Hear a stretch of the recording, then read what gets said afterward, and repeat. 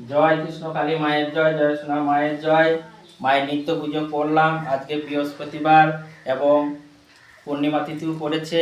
সকল সোনা মায়ের ভক্তরা মাকে দর্শন করুন। মায়ের দর্শনে সবার রোগ জ্বালা দূর হবে, সবার মনস্কামনা পূরণ হবে। জয় মা গো, তুমি নিজে ভালো থেকে সবার রোগ জ্বালা দূর করে দিও মা গো, সবার মনস্কামনা পূরণ করে দিও। মায়ের ভিডিও ছাড়াতে দেশ বিদেশের মায়ের ভক্তরা মায়ের নাম জপ করে অনেকেই আশীর্বাদ পেয়েছেন মায়ের। আর সোনা মায়ের গহনা চুরি হয়ে গিয়েছে, তারা যারা তো মায়ের ভিডিও দেখছেন তারা তো সবই জানেন।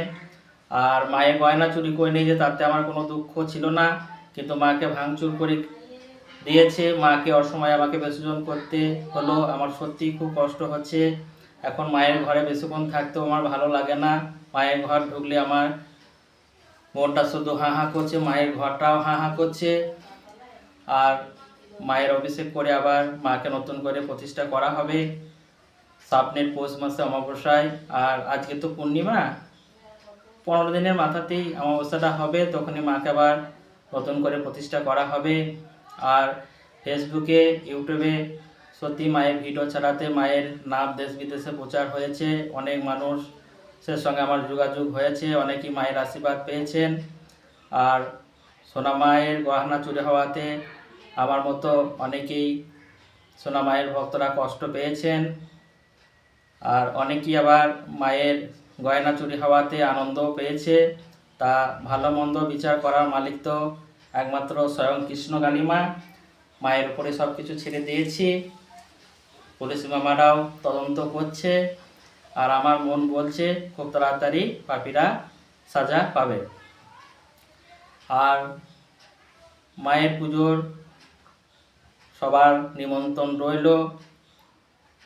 পৌষ মাসে অমাবস্যা দোসরা পৌষ অমাবস্যা তিথিতে মায়ের আবার নতুন করে পুজো হবে। সবাই আসবেন, মায়ের আশীর্বাদ নিয়ে যাবেন। মায়ের আশীর্বাদে অনেক ভালো থাকবেন।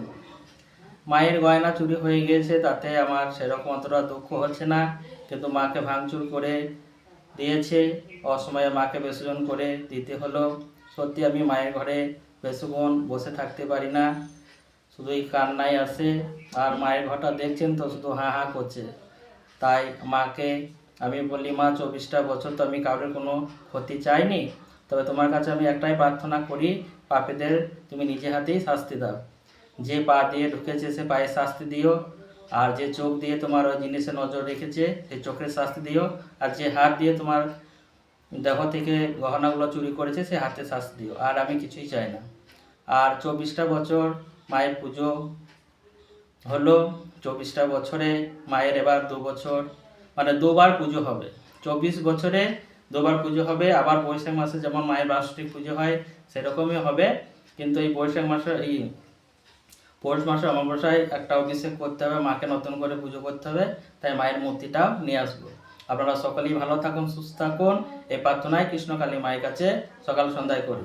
জয় মা গো, তুমি নিজে ভালো থেকে সবাইকে ভালো